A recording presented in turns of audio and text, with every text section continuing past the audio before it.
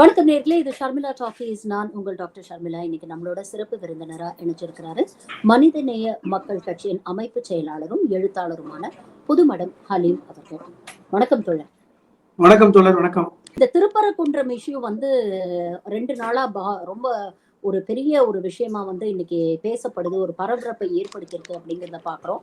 இன்னைக்கு latest development பாத்தீங்கன்னா, பாஜக மூத்த தலைவரான சுப்பிரமணிய சுவாமி ஒரு லெட்டர், ஒரு கடிதத்தை முதலமைச்சர் மு.க. ஸ்டாலினுக்கு எழுதியிருக்கிறாரு. அதுல அவர் என்ன சொல்றாருன்னா, இங்க அமைதி நிலவணும்னா முதல்ல அந்த மாஸ்க், அந்த தர்காவை இடம் மாற்றுங்க. ஷரியா லா படி இஸ்லாமியர்கள் எங்க வேணா நமாஸ் பண்ணலாம், ரோட்ல பண்ணலாம், ரயில்வே ஸ்டேஷன்ல பண்ணலாம், ஏரோப்ளேன்ல கூட பண்ணலாம். அதனால அவங்களுக்கு அதுக்கான ஒரு பள்ளிவாசலோ தர்காவோ தேவையில்லை, அவசியம் இல்லை. அதனால முதல்ல அந்த இடத்துல இருந்து அந்த இடத்த மாத்துங்க, இல்லைன்னா விதிவிலக்கான ஒரு விபரீதங்களை நீங்க சந்திக்க வேண்டி வரும் அப்படிங்கிற அளவுக்கு ஒரு மறைமுக மிரட்டலாவே அந்த கடிதத்தை நம்ம பார்க்க முடியுது. இத பத்தி என்ன நினைக்கிறீங்க? இது எவ்வளவு பெரிய அடாவடியான ஒரு செயல்! தமிழக முதல்வருக்கே ஒரு கடிதத்தை எழுதி நீங்க வழிபாட்டு தலத்தையே மாத்துங்க, இல்லைன்னா நடக்கிறதே வேற அப்படிங்கிற ஒரு எச்சரிக்கை, அதுதான் மிரட்டல். அப்படிதான் நீங்க சரியான வார்த்தையை சொல்ல போனா தமிழக முதல்வருக்கு ஒரு மிரட்டலை கொடுத்திருக்கிறார் சுப்பிரமணிய சுவாமி. அது இந்த கடிதத்துல கூட சில வரிகளை நான் படிச்சு பார்க்கணும். என்ன சொல்லியிருக்காரு? I bring to your attention and action regarding the unacceptable development with respect to the scared Thiruparankundram temple in மதுரைன்னு போட்டுட்டு, இது பாத்தீங்கன்னா பெரிய பிரச்சனையா போயிட்டு இருக்கு. இது ஒரு ஹிஸ்டாரிக்கலி அண்ட் ரிலீஜியஸ்லி சிக்னிபிகண்ட் தான், அதெல்லாம் மாற்றம் இல்லை. சங்கம் வளர்த்த தமிழ், அந்த மண்ணில் இப்படி ஒரு நிகழ்வு நடக்குது. ஆனா நீங்க எதை எடுத்துக்கணும்னா, இந்த Ismail Faruqui versus union of India ஒரு கேஸை உள்ள சொல்கிறார். அதுல சுப்ரீம் கோர்ட் ஒரு கருத்து சொன்னாங்க. முஸ்லீம்களுக்கு எங்க வேணாலும் நீங்க சொன்ன மாதிரி தான் தொழுகை நடத்தலாம், விமானத்துல தொழுகை நடத்தலாம், ரோட்ல தொழுகை நடத்தலாம். அதனால அவர்களுக்கு அது பிரச்சனை இல்லை. அது எங்க வேணாலும் தொழுகை நடத்துறதுக்கு அவங்களே ஒத்துழைப்பு கொடுக்கணும். இதுல ஏன் திருப்பரங்குன்றத்துலதான் தொழுகை நடத்தணும் அப்படின்னு அடம் பிடிக்கணும். தமிழக அரசு, தமிழக முதல்வர் கருணையோடு இந்த விஷயத்த இது பண்ணணும். தர்காவை இடமாற்றம் செய்ய வேண்டும். அதாவது ஒருத்தர் தர்கான்னா என்ன, பள்ளிவாசல்னா என்ன அப்படிங்கறது தெரியாதவர் அல்ல சுப்பிரமணிய சுவாமி. தர்கா என்பது ஒருவர் அடக்கஸ்தலம் தான். ஒருவர் ஒரு சூஃபியாக கருதப்படுகிறவர், ஒரு சித்தராக கருதப்படுகிறவர், ஒளியுள்ளாக கருதப்படுகிறவர், அவருடைய டிவோட்டிஸ் அவருடைய அடக்கத்தலத்தை பாத்தீங்கன்னா போய் பிரார்த்தனை செய்வது என்பது தர்கா. அப்ப நீங்க தர்காவை மாத்தணும்னா ஒரு 600 வருடங்களுக்கு முன்பாக அடக்கப்பட்டவரை அப்படியே தோண்டி புதைச்சது அப்படியே எடுத்துட்டு போய் இன்னொரு இடத்துல அடக்கம் பண்ணுங்க, அப்படிதான் அர்த்தம். நீங்க வெறும் கட்டடத்தை மட்டும் இல்ல, ஒரு 600 வருடங்களுக்கு முன்பாக 17ஆம் நூற்றாண்டில் இந்த சிக்கந்தர் ஷாவை அடக்கம் பண்ணிருக்காங்கல்ல அந்த மலையில, அதை அப்படி பேத்துட்டு போய் நீங்க கோரிப்பாளையத்துல போய் அடக்கம் பண்ணுங்க. அதைத்தான் ஹெச் ராஜா சொல்றார். இப்ப ஹெச் ராஜாவாக இருக்கட்டும், சுப்பிரமணிய சுவாமியாக இருக்கட்டும், எல்லாருக்கும் அந்த ஒரே வாய்ஸ் தான். இன்னொன்னு விஷயத்த நான் சொல்றேன். இந்த இந்தியாவில் 1991 வழிபாட்டு தலங்கள் பாதுகாப்பு சட்டம் என்று ஒரு சட்டத்தை நரசிம்மராவ் காலத்துல போட்டாங்க. 1991 இந்த பாபர் மசூதி இடிக்கப்படுவதற்கு முன்பாக. அப்ப அந்த சட்டத்தின் அடிப்படையில் 1947 ஆகஸ்ட் 15க்கு முன்னாடி இருக்கின்ற அனைத்து வழிபாட்டு தலங்களும், அது இந்து, முஸ்லீம், கிறிஸ்டியன்லாம் இல்லை, அது தேவாலயங்களாக இருந்தாலும், கோயில்களாக இருந்தாலும், மசூதிகளாக இருந்தாலும், தர்காக்களாக இருந்தாலும், 1947 ஆகஸ்ட் 15க்கு முன்பாக இருக்கின்ற அந்த வழிபாட்டு தலங்கள் அப்படியே இருக்கணும் அப்படின்னு ஒரு சட்டம். அது யாருக்கு எக்ஸப்ஷன் கொடுத்தாங்கன்னா பாபர் மசூதிக்கு மட்டும்தான் அது விதிவிலக்காக இருந்தது. அது 92 இடிக்கப்பட்டது. இப்ப அந்த சட்டத்தை நீக்க வேண்டும் என்று நீதிமன்றத்துக்கு சென்றிருப்பவர் நான், இந்த சுப்பிரமணிய சுவாமி. அதுதான் சொல்ல வரேன். அப்ப இந்த சட்டத்தை ஏன் நீக்கணும்னா, இந்த சட்டம் இது போன்று தர்காக்களை, பள்ளிவாசல்களை மீண்டும் இடிப்பதற்கு தடையாக இருக்கிறது அப்படிங்கிற அடிப்படையில. இப்ப இது எதுக்கு சொல்ல வரேன்னா, மதுரையில எடுத்துக்கிட்டீங்கன்னா, மதுரை ஒரு மத நல்லிணக்கம் மிகுந்த ஊர் மதுரை. நீங்க தமிழ்நாடு எடுத்துக்கிட்டீங்கன்னா, மதுரை மத்திய பகுதியில் இருக்கு. மதுரையில இந்துக்களும் முஸ்லீம்களும் மாமன் மச்சான்களா தான் இருக்கிறாங்க இன்னைக்கு வரைக்கும். நீங்க போய் பார்த்தா தெரியும். சியான்னு சொல்லுவாங்க. இஸ்லாமியர்களை பார்த்து அங்குள்ள இந்து சகோதரர்கள் சியான்னு சொல்லுவாங்க. நம்ம படத்துல பார்த்துருக்கோம்ல, சேது படத்துல சியான்னு சொல்லுவாங்க. சியான் என்றால் மச்சான் அர்த்தம், மச்சான் அப்படின்னு அர்த்தம், மாப்பிள்ளைன்னு அர்த்தம். இப்படி இந்த ஒரு மத நல்லிணக்கம் பேணுகின்ற இடம் திருப்பரங்குன்றம். இப்ப நீங்க திருப்பரங்குன்றத்தை பாருங்களேன். திருப்பரங்குன்றம் என்பது ஒரு 4 அல்லது 5 கிலோமீட்டர் சுற்றளவு கொண்ட ஒரு சிங்கிள் மலை தான். அந்த மலையில என்ன இருக்கு? 3 விதமான வழிபாட்டு தலங்கள் இருக்கு. இங்க ஒரு பக்கம் சிக்கந்தர் தர்கா இருக்கு, அதுக்கான வழித்தடம் வேற, ஸ்டெப்ஸ் வேற, அதற்கு மேல வந்து கொடிக்கம்பம் இருக்கு, இது ஒரு பக்கம். இன்னொரு பக்கம் முருகனுடைய அறுபடை வீடு, அது மலை அடிவாரத்தில் இருக்கு. இன்னொரு பக்கம் காசி விஸ்வநாதர் கோயில். அப்ப இப்படி 3 விதமான வழிபாட்டு தலங்கள் இருக்கு. இதுல என்னன்னா, இந்த 3 விதமான வழிபாட்டு தலங்கள் இந்த திருப்பரங்குன்ற மலையில நீங்க போய் இப்பவும் போய் பாத்தீங்கன்னா எல்லா சமூகத்தை சார்ந்தவர்களும் அந்த மலையில ஏறுவாங்க, போவாங்க. தர்கால பாத்தீங்கன்னா வந்து முஸ்லிம்கள் மட்டும் இருக்க மாட்டாங்க, எல்லா சகோதரர்கள் இருப்பாங்க. இன்னும் சொல்ல போனா வந்து அந்த அந்த திருப்பரங்குன்றமுடைய முருகன் கோயிலுக்கு அடிவாரத்துல வந்து பாத்தீங்கன்னா வியாபாரிகளாக முஸ்லிம்கள் இருக்காங்க. இப்படித்தான் அந்த பகுதி. அப்ப இதை ஏன் கை வைக்கிறாங்க நீங்க கூட கேட்கலாம். இது வந்து புதுசா பண்றாங்களா, இல்ல முன்னாடி வழக்கு இருக்கா, இந்த வழக்கு என்ன சொல்லுது, அப்ப எதன் அடிப்படையில ஒரு பிரச்சனையை கொண்டு வராங்க? சரிதான், வழக்கு இருக்கு. 1920 இருந்தே வழக்கு இருக்கு, உண்மைதான். என்ன வழக்கு இருக்கு? திருப்பரங்குன்ற தேவஸ்தானம் அப்பொழுது 1920 மதுரையில் இருந்த முதன்மை நீதிபதி நீதிமன்றத்தில் ஒரு வழக்கு போட்டாங்க. 1920 நல்லா தெரிஞ்சுங்க, ஏப்ரல் மாசம். அந்த வழக்கின் அடிப்படையில வந்து பாத்தீங்கன்னா அந்த நெல்லித்தோப்புங்கிற பகுதி தான் திருப்பரங்குன்றத்துல ஒரு பகுதி, அந்த மலையில ஒரு பகுதி. அந்த பகுதியில அந்த தர்காவாசிகள் ஒரு மண்டபத்தை கட்டுறாங்க, அது கட்டக்கூடாது, ஒட்டுமொத்த திருப்பரங்குன்ற மலையுமே வந்து தேவஸ்தானத்துக்கு சொந்தமானதுன்னு சொல்லிட்டு ஒரு வழக்கு. உண்மைதான். அந்த வழக்கு 1920 போடப்பட்ட வழக்கு. அப்பொழுது பிரிட்டிஷ் இந்தியா நீதிமன்றத்தில் வந்து நீதியரசராக இருந்தவர் பி.ஜி. ராம ஐயர். நான் அண்டர்லைன் பண்றேன், பி.ஜி. ராம ஐயர் என்கிற நீதியரசர் மதுரையில நீதியரசராக இருக்கிறார்.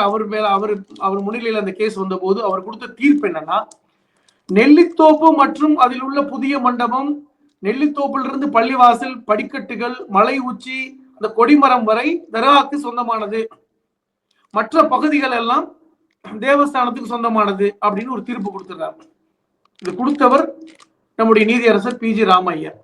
இந்த 20 கொடுத்ததுக்கு அப்புறம் பாத்தீங்கன்னா ஒரு 3 வருஷம் சும்மா இருந்தாங்க, 4 வருஷம் சும்மா இருந்தாங்க. 1930 இந்த வழக்கை வந்து அப்பீல் பண்றாங்க. அப்பொழுது உச்ச நீதிமன்றம் கிடையாது, இந்தியா சுதந்திரம் அடைவதற்கு முன்பாக. அப்போ உச்ச நீதிமன்றம் என்றால் எங்க இருக்குன்னா லண்டன்ல தான் இருக்கும்.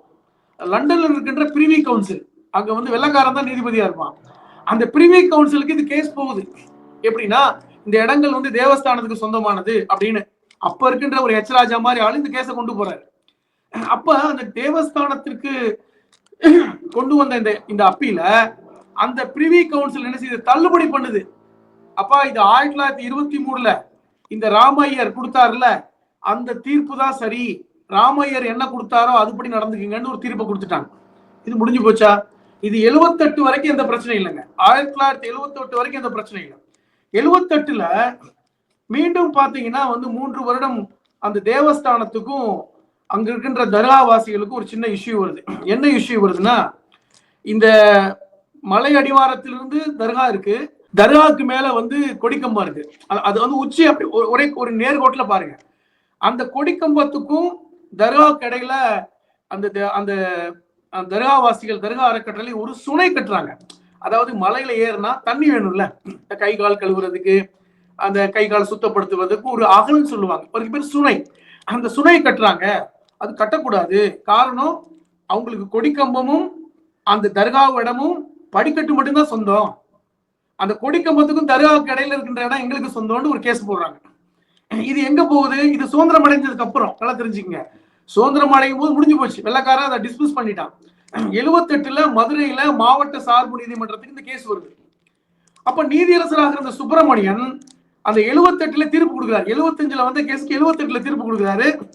இந்த பாருங்கப்பா, 1920 நீதியரசர் ராமையர் என்ன தீர்ப்பு கொடுத்தாரோ அதுதான் இன்னைக்கு வரைக்கும் செல்லும். அந்த தர்காவுக்கும் கொடிக்கம்பத்துக்கு இடையில உள்ள பகுதியும் அது தர்காவுக்கு சொந்தமானதுதான், அதை விட்டு நீங்க மற்ற வேலையை பாருங்க அப்படின்னு சொல்லி இந்த தீர்ப்பு கொடுத்துறாரு. இதெல்லாம் முடிந்ததுக்கு அப்புறம் இது சுமூகமாக போயிட்டு இருக்கு. இப்ப இதுக்கிடையில தர்காவுக்கு இவங்களுக்கு எந்த பிரச்சனையும் இல்லை. 1996 தியாகராஜன் என்பவர் இந்து பக்த சனசபைன்னு ஒரு சங்கம் ஏற்படுத்துறாரு. நல்லா புரிஞ்சுக்கணும், 1996 தியாகராஜன் தியாகராஜன் என்பவர் வந்து இந்து பக்தர்கள் சபை அப்படின்னு ஒரு சபை ஏற்படுத்தி ஒரு கேஸ் போடுறாரு. யார் மேல கேஸ் போடுறாரு? தர்கா மேல இல்ல, உள்துறை அமைச்சர், இந்தியாவுடைய உள்துறை செயலாளருக்கு கேஸ் மேல போடுறாரு. எப்படி போடுறாரு? திருப்பரங்குன்றத்தில் இப்ப தர்காவில் உங்களுக்கு பிரச்சனை இல்லை, திருப்பரங்குன்றத்தில் உச்சியில் கார்த்திகை தீபம் ஏற்றுவதை அனுமதிக்க வேண்டும் இப்படி ஒரு கேஸ் உச்சியில. இது நியாயமான பார்க்க தான் தெரியும், நியாயமான இதுதான். ஏன்னா உச்சியில வந்து முருகனுக்கு வந்து கார்த்திகை தீபம் ஏற்றல என்ன பிரச்சனை இருக்கு, ஒரு நீங்க அனுமதிக்கணும்னு சொல்லி உள்துறை செயலருக்கு போடுறாரு. இந்த கேஸ் எல்லாம் இருக்கிறதுனால அவங்க என்ன சொல்றாங்க, நீதிமன்றம் போகுது. எங்க போகுது? மெட்ராஸ் உயர் நீதிமன்றத்துக்கு கேஸ் போகுது, மதுரையில் இல்ல. மெட்ராஸ் உயர் நீதிமன்றத்துல நீதியரசர் ஜே கனகராஜுடைய பெஞ்சுக்கு போகுது. அவர் இது எல்லாத்தையும் பார்த்துட்டு ஒரு தீர்ப்பு சொல்றாரு. அவருமே எப்ப 1920 இந்த ராமையர் என்ன தீர்ப்பு கொடுத்தாரு, அதான்ப்பா சரியான தீர்ப்பு. அதன் அடிப்படையில இந்த பகுதியை விட்டு விட்டு தர்காவிலிருந்து 50 சென்ட் தள்ளி நீங்க தாராளமா கொடியேற்றிக்கங்க. அவர் கொடுத்த தீர்ப்பு. தர்காவோ அதனுடைய சுனையோ அல்லது வந்து அந்த கொடியேற்றம் பகுதியை தவிர்த்து விட்டு, படிக்கட்டை தவிர்த்து விட்டு மற்ற பகுதியெல்லாம் தேவஸ்தானத்துக்கு சொந்தம் தான், அதை நாங்கள் உறுதிப்படுத்துறோம். தாராளமாக அதை தவிர்த்து விட்டு நீங்கள் உச்சியில் முருகனுக்கு நீங்கள் தாராளமாக தீபம் ஏற்றுங்க அப்படின்னு ஒரு தீர்ப்பு கொடுக்குறாங்க. இந்த தீர்ப்பு வந்ததுக்கு அப்புறம் கிட்டத்தட்ட அமைதியாகத்தான் மதுரை இருந்தது, யாருமே ஒண்ணும் பண்ணல. அந்த காலகட்டத்துல நீ சொன்ன மாதிரி 90 இருந்து 2012 காலம் என்பது, அந்த காலகட்டத்தில் நம்மளும் நிறைய போயிருக்கோம் மதுரையில. எல்லாரும் சமூக நல்லிணக்கத்தோட பல்வேறு நிகழ்ச்சிகள் நடக்கும். ஒவ்வொரு வருடமும் தர்கால வந்து பாத்தீங்கன்னா அங்க வந்து கந்தூரி நடக்கும். அந்த கந்தூரிக்கு பெரும்பான்மையாக வருகின்றவர்கள் இந்து சகோதரர்கள் தான். அது நடக்கும், அந்த பகுதி மக்களே சொல்றாங்க. 2011 மறுபடியும் வந்து இந்த துணை ஆட்சியர் சார்பில் வந்து ஒரு கேஸ் போகுது. திருப்பரங்குன்றம் டவுன் பஞ்சாயத்துக்கு ஒரு கேஸ் போகுது. என்ன போகுதுன்னா, இது இந்த இந்த வழக்கை தொடுத்தவர்கள் தர்காவாசிகள். அதோட முடிஞ்சு போச்சு. தர்காவுடைய நிர்வாகம் என்ன கேஸ் கொடுக்குறாங்க, இப்ப தர்காவை சுத்தி மின்விளக்குகள்லாம் அமைக்கிறாங்க. அப்பொழுது நகராட்சி சார்பில் திருப்பரங்குன்றம் அந்த திருமங்கலம் நகராட்சி சார்பில் வந்து மின்விளக்கு அமைக்கிறாங்க. எங்கள்கிட்ட பர்மிஷன் கேட்டுட்டு அமைக்க சொல்லுங்க, ஏன்னா அவங்களும் அமைச்சிட்டாங்கன்னா அந்த இடம் வந்து அது பிரச்சனை வந்துடும். இது ஏற்கனவே டிஸ்பியூட் இருக்கு. அப்ப அந்த வழக்கு எங்க போகுதுன்னா திருமங்கலம் சார்பு நீதிமன்றத்துக்கு போகுது, லோக்கல். அப்ப நீதியரசர் ஜெயக்குமார் ஒருத்தர் என்ன தீர்ப்பு கொடுக்கிறாரு, 2020 ஆரம்பிச்சு இதெல்லாம் நடந்திருக்கு, இதனால நீங்கள் தர்காவுடைய நிர்வாகத்திடம் கேட்டுக்கொண்டு அந்த பகுதியில் மின்விளக்கு அமைங்க, அவ்வளவுதான். தேவஸ்தானத்திடம் கேட்டுக்கொண்டு தேவஸ்தான பகுதியில் மின்விளக்கு அமைங்க அப்படின்னு சொல்லி முடிச்சு வச்சுட்டார். இது முடிஞ்சு போச்சா? இதோட பிரச்சனை முடிஞ்சிருச்சுங்க. 2012 பிரச்சனை முடிஞ்சிருச்சு. இது எப்ப திருப்பி கொண்டு வர்றாங்க, 2023 இந்து மக்கள் கட்சி சார்பில் பாரத அனுமான் சேனாங்கிற ஒரு சங்க பரிவார அமைப்பு, இந்த ஏபி ராமலிங்கிற ஒருத்தர் வந்து மறுபடியும் ஒரு கேஸ் ஃபைல் பண்றாரு. இந்த இஸ்லாமியர்கள் அங்கு தொழுகை நடத்த தடை விதிக்க வேண்டும். புரிஞ்சுக்கங்க, இதுவரைக்கும் நடந்ததெல்லாம் உரிமை பிரச்சனையா இருந்தது, ஒரு சொத்து பிரச்சனை, டிஸ்பியூட். இது இடம் எங்களுக்கு சொந்தம் இல்ல உங்களுக்கு சொந்தம். ஆனால் 2023 இந்த ராமலிங்கம் என்ன கேஸ் போடுறாருன்னா, மலை மீது நெல்லித்தோப்பு பகுதி, அதன் மேல வந்து தர்கா இருக்கு, அது பக்கத்துல பள்ளிவாசல் இருக்கு, அங்க வந்து இஸ்லாமியர்கள் தொழுகை நடத்த தடை விதிக்க வேண்டும் என்று மெட்ராஸ் உயர் நீதிமன்றத்துல ஒரு வழக்கு தொடங்குறாங்க. இது எங்க போகுதுன்னா நீதியரசர் சுப்பிரமணியோட பெஞ்சுக்கு வருது. உடனே என்ன பண்றாங்க, இது ரொம்ப வந்து ஒரு சென்சிட்டிவான இருக்கு, இதை ஒருவர் பெஞ்சுக்கு வரக்கூடாது, இருவர் பெஞ்சுக்கு மாத்துறாங்க. 2 நீதிபதிகள், நீதியரசர் சுப்பிரமணியம் மற்றும் நீதியரசர் விக்டோரியா கௌரி, இவங்க பெஞ்சுக்கு வருது. அவங்க என்ன சொல்லிட்டாங்க, பைத்தியகாரத்தனமா பண்ணாதீங்க, இது 1920 கரெக்டா தானே போயிட்டு இருக்கு, இப்படிலாம் நாங்க வந்து தீர்ப்பு கொடுக்க முடியாது, இந்த மாதிரி நீங்க கேட்பதை நாங்கள் இடைக்கால தடையும் விதிக்க முடியாது, இதை நாங்க வந்து தள்ளுபடி பண்றோம்னு சொல்லி விட்டுட்டாங்க. இதுதாங்க கேஸ். இல்ல, இப்போ நீண்ட நெடிய இந்த சட்ட வரலாறு எல்லாம் வந்து நீங்க சொல்றீங்க. இப்போ 2014 பாஜக ஆட்சியில இருக்கு, கிட்டத்தட்ட 10 ஆண்டுகள். இப்போ 3ஆவது மோடிக்கு வந்துட்டாரு. இவ்வளவு நாள் இல்லாம இந்த பிரச்சனையை இப்போ எழுப்புவதற்கான காரணம் என்னன்னு? இது சரியான கேள்வி. இப்போ எப்பொழுது அண்ணாமலை வந்து பாஜகவுடைய தலைவராக பதவியேற்றாரோ, அவர் கையில் எடுத்திருக்கிற முக்கியமான விஷயம், அது எல்முருகன் காலத்திலிருந்து. எல்முருகன் பாஜக தலைவராக இருந்த போது வந்து ஒரு வேல் யாத்திரை எடுத்தார் பாத்தீங்களா. ஒரு விஷயம் நல்லா புரிஞ்சுங்க தோழர், இந்தியால பாஜகவுக்கு வந்து வெற்றிகரமாக செயல்படக்கூடிய ஒரு வாய்ப்பை கொடுத்தது மத அரசியல் தான். அது வட இந்தியால அவங்களுக்கு சக்சஸா இருந்துச்சு. உத்தரப்பிரதேசத்தில் எடுத்துக்கிட்டாலும் மத அரசியல், பள்ளிவாசல்ல கல்லறிவது அல்லது வந்து மத வழிபாட்டை டிஸ்டர்ப் பண்ணுவது, இல்ல லவ் ஜிஹாத்து, இல்லைன்னா வந்து மாட்டு அரசியல், இப்படித்தான் அவங்க பண்ணிட்டு இருந்தாங்க. இப்ப தமிழ்நாட்டுல வந்து இந்த லவ் ஜிஹாத்தோ மாட்டு அரசியலோ எடுபடாது. அது நல்லாவே தெரிஞ்சு போச்சு உங்களுக்கு. மாட்டு அரசியல் வச்சு கொஞ்ச நாள் பண்ணி பார்த்தாங்க, எடுபடல. ஏன்னா மாட்டு அரசியலுக்கு தமிழ்நாட்டில் இருக்கின்ற எல்லா சகோதரர்களுமே பயங்கர சிரிப்பு எதிர்ப்பு தெரிவிச்சாங்கன்னு வைங்க. ஏன் சொல்றேன்னா, இப்ப இவங்க எதுக்கு தர்காவுக்கு வர்றாங்க? அதுக்கு தர்கால குறிப்பா என்ன சொல்ல வர்றாங்க? இங்க ஆடு கோழி வெட்டுறாங்க, இது இந்து மக்களை புண்படுத்துகின்ற செயல். இது எனக்கு என்ன சிரிப்பா இருக்குன்னா, தமிழ்நாட்டுடைய எல்லா கோயில்களிலும் ஆடு கோழி பலியிடுவது என்பது சாதாரணமாக இருக்கிறது. ஒரு சில கோழிகளை விதிவிலக்கு வைங்க. ஏன் இதை சொல்றேன்னா, ஜெயலலிதா அவர்கள் முதல்வராக இருந்த பொழுது ஒரு சட்டம் கொண்டு வந்தார், ஞாபகம் இருக்கு அவங்களுக்கு? ஆடு கோழி பலியிடுவதற்கு தடை சட்டம் கோயில்கள்ல. அது நடைமுறைப்படுத்த முடிஞ்சதா? அதை எதிர்த்தவர்கள் முஸ்லிம்களா? அதை எதிர்த்தவர்கள் இந்து சகோதரர்கள். என்னப்பா, நாங்க ஐயனாருக்கும் எங்க இருக்கின்ற சுடலைமாடனுக்கும் நாங்க கோழி ஆடு பலி கொடுப்போம், இது எதுக்கு தடுக்கிறீங்க அப்படின்னு கேட்டு ஜெயலலிதாவை தேர்தலில் தோற்கடித்தார்கள். அதுக்கப்புறம் வந்து கலைஞர்கள் காலத்துல அந்த சட்டம் முழுமையாக நீக்கப்பட்டது. இது நம்ம தமிழ்நாட்டில் வரல. இப்ப என்ன வர்றாங்க, ஒரு மத அரசியலை கொண்டு போவதற்கு ஏதாவது முயற்சி பண்றாங்க. அவங்க ஏற்கனவே இந்த மைக்கேல் பட்டி எடுத்தாங்க. அண்ணாமலை வந்த புதுசுல மைக்கேல் பட்டி கிறிஸ்துவர்களாக மாற்றுகிறார்கள் ஒரு ஒரு ஒரு மாணவி மரணத்தை வச்சு அரசியல் பண்ண பார்த்தாங்க. ஒட்டுமொத்தமாக மைக்கேல் பட்டி கிராமமே திரண்டு வந்து பாஜகவுக்கு எதிராக கோஷம் போட்டாங்க. நீதிமன்ற வாசல் நின்றாங்க. மாவட்ட ஆட்சியர்கிட்ட வந்து கம்ப்ளைண்ட் பண்ணாங்க, எங்க ஊர்ல அந்த பிரச்சனையே கிடையாதுங்க, இவங்க யாருங்கன்னு. அதே போன்ற ஒரு ஸ்டைல தான் இப்ப வந்து தர்காவை கையில் எடுத்திருக்காங்க. சரி, காலங்காலமாக என்ன இருக்குன்னு பாக்குறாங்க. ஒரு 1920 இருந்து ஒரு டிஸ்பியூட் இருக்கிறது உங்களுக்கு தெரியும். 1920 இருந்து இது மாதிரி ஒரு டிஸ்பியூட் இருக்கு திருமங்கலம் இதுல. அப்ப இதை கையில் எடுக்கிறாங்க. கையில் எடுத்து அவர்கள் இங்க ஆடு கோழி வெட்டுறாங்க, இதை தடை பண்ணணும். முருகனுடைய அந்த மலை என்பது அறுபடை வீடுகளில் முதன்மையானது. நான் என்ன சொல்றேன்னா, அதை விட கொடுமை என்னன்னா, முருகன் கோயில் தமிழர் கடவுள் முருகன் சொல்றாங்க, அங்க வந்து பாரத் மாதா கி ஜெயன்னு கத்தனதான் நம்ம பார்த்தோம். இது எவ்வளவு பெரிய அபத்தம். இதை நான் வந்து ஒரு இதுக்கு சொல்றேன். அப்ப இப்படி இவர்கள் இதை கையில் எடுத்து என்ன பண்றாங்க, மதுரையில வந்து ஒரு மதக்கலவரத்தை உண்டு பண்ணலாம். ஏன்னா 2026 ஒரு மதக்கலவரம் ஏற்படுத்தாமல், ஒரு மத மோதலை, ஒரு போலரைசேஷனை கொண்டு வராமல் இங்க வந்து நம்ம கால் ஊன்ற முடியாதுங்கிற ஒரு முடிவுக்கு பாஜக வந்துட்டாங்க. அதன் அடிப்படையில் என்ன பண்றாங்க, மதுரையை கையில் எடுத்து இன்னைக்கு வந்து ஒரு நாங்க வந்து பாருங்க, முருகன் ஒட்டுமொத்த முருகன் இருக்கின்ற இந்த திருப்பரங்குன்ற மலையவே இஸ்லாமியர்கள் கைப்பற்றி விட்டார்கள். அதை விட கொடுமை, இந்த நவாஸ்கனி போயிருந்தாரு, போய் பார்த்தது என்ன சொன்னாங்க, நவாஸ்கனிய கூட போனவர்கள் எல்லாம் வந்து பிரியாணி சாப்பிட்டாங்க, அசுத்தப்படுத்திட்டாங்க. நவாஸ்கனி ஏன் போகணும் அப்படின்னு கேட்டாங்க. நவாஸ்கனி தமிழ்நாட்டில் இருக்கின்ற வக்ஃபு போர்டு சேர்மன். வக்ஃபு போர்டுடைய அந்த தர்கா வந்து தமிழ்நாடு அரசுடைய வக்ஃபு போர்டுக்கு சொந்தமான இடம், அது தனியாருக்கு சொந்தமான இடமும் இல்லை. அதன் அடிப்படையில் என்னதான் பிரச்சனைன்னு போய் பார்த்தாங்க. அதன் அடிப்படையில் பார்த்துட்டு மாவட்ட ஆட்சியர்கிட்ட இது ஒரு பீஸ் கமிட்டி போட்டு ஒரு சாதாரணமா முடிச்சு விடுங்க, வழக்கமா நடக்கிற விஷயம் தானே, அதுல யாருக்கு என்ன கஷ்டம்னு சொல்லிட்டு வந்ததை கூட அரசியல்படுத்தினாங்க. அதை விட முக்கியமானது எச் ராஜா சொன்னதுதான். நேற்று பேட்டி கொடுக்கும்போது சொல்றாரு, தர்காவை நீங்கள் கோரிப்பாளத்துக்கு மாற்ற வேண்டிய, இல்லைன்னா இன்னொரு அயோத்தியா, நல்ல வார்த்தை பாருங்க, இன்னொரு அயோத்தியா இங்க நடக்கும். அப்ப என்ன அர்த்தம், நாங்களே தர்காவை உடைச்சிடுவோம், பள்ளிவாசல உடைச்சிடுவோம். அப்ப இந்த மாதிரியான ஒரு பிரச்சனையை கொண்டு வந்து மத மோதலை ஏற்படுத்தி விட்டால் ஒட்டுமொத்த இந்து மக்களும் திமுக அரசுக்கு எதிராக திரள வேண்டும், அது வாக்குகளாக பாஜகவுக்கு விழணும்னு நினைக்கிறாங்க. இது வந்து தொடர்ச்சியா பண்ணிட்டே இருக்காங்க. ஏற்கனவே வேல் யாத்திரை அப்படித்தான், இப்போ பாத்தீங்கன்னா இந்த திருப்பரங்குன்ற விஷயம் அப்படித்தான் நடக்குது. இப்படி தொடர்ச்சியாக அவர்கள் கையில் எடுப்பது இந்த மத அரசியல் தான். சரி தோழர், இப்போ இதை வந்து வெறும் ஒரு சட்ட சிக்கலாக மட்டும் பார்க்காமல் ஒரு சித்தாந்த ரீதியிலான ஒரு போராவும் பார்க்க வேண்டிய ஒரு தேவைக்கு ஒரு அழுத்தத்தை வந்து திமுக அரசுக்கு கொடுக்குறாங்க அப்படின்னு நினைக்கிறீங்களா?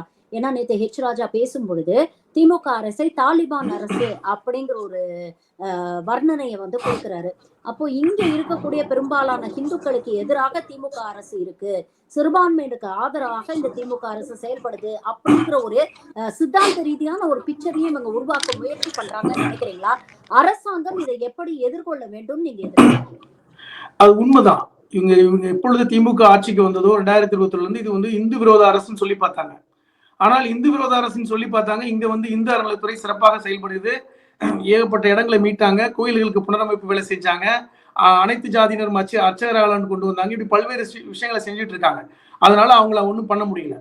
மீண்டும் மீண்டும் வந்து இது வந்து சிறுபான்மையினருடைய ஆதரவு அரசு, தாலிபான் அரசு, நீங்க சொன்ன மாதிரி தாலிபானுக்கு அரசாக நடத்துக்கிறாங்க. தாலிபான் அரசுனா என்ன செய்யறாங்க, தாலிபான் அரசுனா இந்துக்களுக்கு விரோதமான அரசு. இந்த திருப்பரங்குன்ற விஷயத்துல இந்துக்கள் பக்கம் இந்த அரசு நிற்க வேண்டும். இப்படி கொண்டு வராங்க. நான் என்ன சொல்ல வரேன்னா, முருகன் கோயில் என்பது தமிழருடைய கடவுள், தமிழ் கடவுள் என்று சொல்லக்கூடிய இங்க வந்து பாத்தீங்கன்னா தமிழ்நாடு முழுவதும் இருக்கின்ற முருகன் கோயில்ல பல்வேறு காவடிகள் விசேஷங்கள் நடக்கும் பொழுது அங்க இருக்கின்ற இஸ்லாமியர்கள் அந்த முருகன் காவடி எடுக்கும் பொழுது எப்படி அனுசரணையாக அவங்களை வழி அனுப்பி வைக்கிறத பாக்குறோம். ஒன்னே ஒன்று சொல்றேன் தோழர், பரமக்குடி பக்கத்துல முத்தாளம்மன் கோவில் இருக்கு. அந்த முத்தாளம்மன் கோவில் வந்து ரொம்ப புகழ்பெற்றது பரமக்குடியில. அந்த முத்தாளம்மன் கோவில் வந்து பூச்செறிதல் விழா நடக்கும் வருட வருடம். அந்த விழா நடக்கும் பொழுது அங்க இருக்கின்ற பெண்கள் எல்லாம் வந்து அந்த சில்வர் குடத்துல அப்படியே தலையில பூக்கள் எடுத்து வரும் பொழுது அது இஸ்லாமிய தெரு வழியா தான் வரும். அந்த இஸ்லாமிய தெரு வரும் வழியா வரும் பொழுது அங்க இருக்கின்ற இஸ்லாமிய பெண்கள் அந்த பூக்களை அந்த அந்த அந்த பானையில சில்வர் பானையில பூக்களை போடுவாங்க. இதை நான் கண்ணால பார்த்திருக்கேன். இது இந்த மாதிரியான ஒரு மதம் நடக்கும். இப்ப சமீபத்துல புதுக்கோட்டைக்கு பக்கத்துல ஒரு கோயில் குடமுழுக்கு விழாவிற்கு அங்க இருக்கின்ற இஸ்லாமிய ஜமாத்துகள் சீர் கொண்டு போன விஷயத்த பார்த்தேன். சீரை தூக்கிட்டு போறாங்க. ஏன்னா அந்த கோயில் குடமுழுக்கு என்னுடைய மாமன் மச்சான்களுடைய வழிபாட்டு தலத்துக்கு நாங்க சீர் கொடுக்கணும்னு சொல்லிட்டு, இதுதான் தமிழ்நாட்டு மண்ணு. இதை சீர்குலைக்கிறதுக்கு வழி என்னன்னு பாக்குறாங்க. அதற்கு ஒரே வழி திமுக அரசை தாலிபான் அரசாக சொல்லணும், இவர்கள் சிறுபான்மை மக்களுக்கு ஆதரவாக சொல்லணும். எப்படிப்பட்ட ஒரு வாதம் பாருங்க. இதற்காக கிளம்பி வந்திருக்காங்க இருக்கிற அந்த அந்த ஆட்கள் பூரா பாருங்களேன்.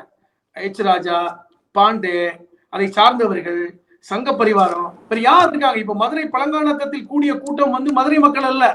அந்த மதுரை மக்கள்கிட்ட போய் கேட்டு பாருங்க. இப்ப திருப்பரங்குன்றத்துக்கு கீழே அந்த மக்கள் இவ்வளவு பேட்டி கொடுத்துட்டு இருக்காங்க. எப்படி வந்து மைக்கேல்பட்டி கிராமமே திரண்டு வந்து போராடிச்சோ, திருப்பரங்குன்ற மக்கள் இன்னைக்கு எந்திரிச்சு வந்து போராட போறாங்க. ஏன்னா நாங்க ஒழுங்கா வாழ்ந்துகிட்டு இருக்கோம், எங்களுடைய வந்து மக்களுடைய வந்து வாழ்வாதாரத்தை கெடுக்கிற வேலையை பண்றீங்க, எங்க அமைதியை கெடுக்கிறீங்க அப்படின்னு சொல்லி அவர்கள் துரத்தி அடிக்கக்கூடிய வேலை நடந்துட்டு இருக்கு. இப்போ அவர்களே இன்னைக்கு எந்திரிச்சு வர்றாங்க. இப்ப இது வந்து முழுக்க முழுக்க திமுகவை டார்கெட் பண்றாங்க. நீங்க நல்லா பாருங்க, பெரியாரை டார்கெட் பண்றாங்க, அண்ணாவை பாராட்டுறாங்க, பெரியாரை டார்கெட் பண்ணிட்டு அறிஞர் அண்ணாவை பாராட்டுறாங்க. திமுக ஆட்சியில தான் இன்னைக்கு இந்து அறநிலைத்துறை சிறப்பாக செயல்படுதுன்னு சொல்லிட்டு எல்லாரும் பாராட்டுறாங்க. இத்தனை கோயில்களுக்கு குடமுழுக்கு விழா எந்த ஆட்சியில் நடந்ததில்லை. அப்படிப்பட்ட ஒரு ஆட்சி நடந்துகிட்டு இருக்கு. ஆனால் திமுகவை இவர்கள் தாலிபான் அரசோடு ஒப்பிட்டு பேசுறாங்க. நீங்க நல்லா புரிஞ்சுக்கணும். நீங்க தர்காவே நீங்க வந்து பேத்து எடுத்துட்டு போய் கோரிப்பாளத்துல வைங்கன்றாங்க. ஆனால் இங்க ஒரு சட்டமே இருக்கிறது, வழிபாட்டு தலங்கள் சட்டமே இருக்கிறது. அப்ப எப்படிப்பட்ட ஒரு தைரியம்? நீங்க கேட்டீங்க திமுக அரசு என்ன செய்ய வேண்டும், அது சரியான கேள்வி. திமுக அரசு இன்னும் சாஃப்டா இருக்கிறது அது நல்லது இல்லை. திமுக அரசு என்ன நினைக்கிறாங்க, அதை சாஃப்டா ஹேண்டில் பண்ண பாக்குறாங்க. அப்படி இல்லை. இதை வந்து இப்படி நம்ம வந்து ஒரு அவர்களை அடக்கி விட்டால், அவர்களை கைது செய்து விட்டால் அது வந்து இந்து மக்களுக்கு விரோதமான அரசு பாரீர் என்று சொல்லிவிடுவார்களோ என்ற அச்சம் இருப்பதாக நான் பாக்குறேன்.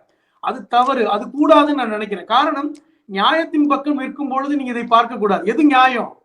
சட்டம் இருக்கிறது, நீதிமன்றத்துல வழக்கு போயிருக்கு, நீதிமன்ற தீர்ப்பு கொடுக்கட்டும். 1920 இருந்து கொடுக்கப்பட்ட 7 தீர்ப்புகள் கையில இருக்கு. இன்னும் தீர்ப்பு பாத்தீங்கன்னா இன்னைக்கு 2 வழக்குகள் இருக்கின்றன. இந்த தர்காவுடைய பிரச்சனை வழக்கு இருக்கின்றன. அதுக்கு நீதியரசர்கள் தீர்ப்பு கொடுக்கட்டும். அதையெல்லாம் நாங்கள் செய்து விடுவோம், அந்த தீர்ப்பு எப்படியோ அதைப்படி நாங்க செய்வோம்னு சொல்லி தமிழக அரசு அதை வந்து உறுதிப்படுத்தணும். நேற்று நினைக்கிறேன், நேற்றோ முந்தானாலோ அறநிலையத்துறை அமைச்சர் அவர்கள் வந்து பேட்டி கொடுத்திருக்காரு, இது வந்து வெளியே இருந்து வந்து இது மாதிரி பண்றாங்கன்னு. அது கூட ரொம்ப சாஃப்டா ஹேண்டில் பண்றாங்கிற ஒரு அச்சம் எனக்கு இருக்கிறது. இது எல்லோரும், நான் மட்டுமல்ல, திமுகவை ஆதரவு மனப்பான்மை உள்ள என்னை போன்றவர்கள் கூட திமுக அரசு இது ரொம்ப சாஃப்டா ஹேண்டில் பண்ணுதோ அப்படிங்கிற ஒரு அச்சம் இருக்கிறது. அதை வந்து ஒரு ஒரு ஒரு இரும்பு கரம் கொண்டு அடக்க வேண்டும். ஏன்னால் தமிழகத்துல இது போன்ற மத மோதலை நாம் எப்பொழுதுமே அனுமதிக்க முடியாது. யார் செய்தாலும், அது இந்துக்கள் செய்தாலும் முஸ்லிம்கள் செய்தாலும் யார் செய்தாலும் அனுமதிக்க முடியாது. எந்த வழிபாட்டு தலங்களையும் மற்றவர்கள் போய் சேதப்படுத்துவதையோ அதை தடுப்பதையோ நம்ம அனுமதிக்க முடியாது. இந்திய அரசியலமைப்பு சட்டம் வந்து right to religion, right to freedom அப்படிங்கிற அந்த அடிப்படையில் அவரவர்களுக்கு மத சுதந்திரத்தை கொடுத்திருக்கிறது. அதை நம்ம பார்க்கிறோம். ஆர்டிகல் 25 இருந்து 28 எடுத்து பாத்தீங்கன்னா மதத்தை வழிபடுவதற்கு அரசியலமைப்பு சட்டம் அனுமதி கொடுத்திருக்கிறது. அதுதான் நம்ம பார்க்கணும். இப்ப இந்த தர்காவை நீங்க தூக்கி பிரிக்கணும், இந்த மலையவே பேர்த்து எடுக்கணும், இது என்ன ஒரு வாதம்? தமிழக மக்கள் உணர்ந்திருக்காங்க. அதாவது அரசு வேணா வந்து சாத்வீகமான முறையில் நடந்துக்கலாம், ஆனால் தமிழக மக்கள், குறிப்பாக மதுரை மக்கள் தெளிவா புரிஞ்சிருக்காங்க. நான் பல்வேறு மதுரை நண்பர்கள்ட்ட பேசுறேன். என்ன தெரியுமா சொல்றாங்க? அவங்கவுங்க அமைதியா இருந்தா நாங்களே பாத்துக்குவோம் இந்த பிரச்சனைய, எங்களுக்கு தெரியும், காலங்காலமாக நாங்க திருப்பரங்குன்றத்துல வந்து இருந்துட்டு இருக்கோம், எங்களுக்கு தெரியும். வருகின்றவர்கள் எல்லாம் வெளியூர்காரர்கள், எங்களுக்கு தெரியும் அதை எப்படி ஹேண்டில் பண்றதுன்னு. யாருமே எங்களை டிஸ்டர்ப் பண்ணாம இருந்தா போதும். தர்காவும் காசி விஸ்வநாதர் கோயிலும் முருகனுடைய அறுபடை வீடும் தனித்தனியாக அதனுடைய வழிபாடுகள் நடந்து கொண்டிருக்கின்றன. தர்காவுக்கே நாங்க தான் போறோம். இப்ப சொல்றாங்கல்ல கோழி ஆடு வெட்டுறாங்கன்னு. கோழி ஆடு வெட்டுவதற்கு என்ன தடையாக இருக்கிறது? எத்தனை இந்து மத கடவுள்கள் முன்பாக கோழியும் ஆடியும் வெட்டுகிறார்கள். இப்ப இந்த கேள்வி இருக்குல்ல. அப்ப வந்து என்ன சொல்ல வர்றாங்க? நான் இன்னொரு பார்வையிலும் பாக்குறேன். அப்போ வந்து நான்வெஜ் சாப்பிடுவது பெரிய பாவங்கிற மாதிரியான ஒரு பார்வையும் பார்க்கப்படுது இல்ல. அப்ப நீங்க வெஜ் சாப்பிடுவது தான் உயர்வானது, நான்வெஜ் சாப்பிடுவது பாவம் அப்படிங்கிற பார்வையும் இங்க புகுத்துறாங்க. இப்ப இதுவும் தவிர்க்கப்பட வேண்டும். கடவுள் எந்த கடவுளுக்கு எதை பலியிட வேண்டுமோ அதை பலியிட்டுக் கொண்டிருக்கின்றது தமிழகத்துல. அது வந்து சுடலைமாடன் கோயிலா இருந்தாலும் சரி, இல்ல ஐயனார் கோயிலா இருந்தாலும் சரி, அதது வேலை நடந்து கொண்டிருக்கிறது. யாருக்கும் தொந்தரவு இல்லை. இப்ப இவர்கள் முழுக்க முழுக்க முருகனை வைத்து ஒரு அரசியலை பண்ண நினைக்கிறாங்க. அந்த முருகனே அவர்களை மன்னிக்க மாட்டார் என்பதுதான் என்னுடைய வாதம். பல முக்கியமான விஷயங்களை இன்னைக்கு எங்களோட பகிர்ந்துட்டீங்களே. அது 2 முக்கியமான விஷயங்கள் நீங்க சொன்னது. மக்கள் ரொம்ப தெளிவா இருக்கிறாங்க, அதனால இந்த பிரிவினைவாத அரசியல் வந்து அங்க எடுபடாது அப்படிங்கிறது. இன்னொரு முக்கியமான விஷயம், அரசாங்கம் ரொம்ப சாத்வீகமான ஒரு போக்கை கடைபிடிக்கிறது. இன்னும் தீவிரமா இது போன்ற தீய சக்திகளை அரசாங்கம் எதிர்க்கணும், இது வந்து வளர விடாம ஒரு முற்றுப்புள்ளி வைக்கணும் அப்படின்னு சொல்லியிருக்கிறீங்க. உங்கள் நேரத்துக்கும் கருத்துக்களுக்கும் மிக்க நன்றி சார். Thank you very much.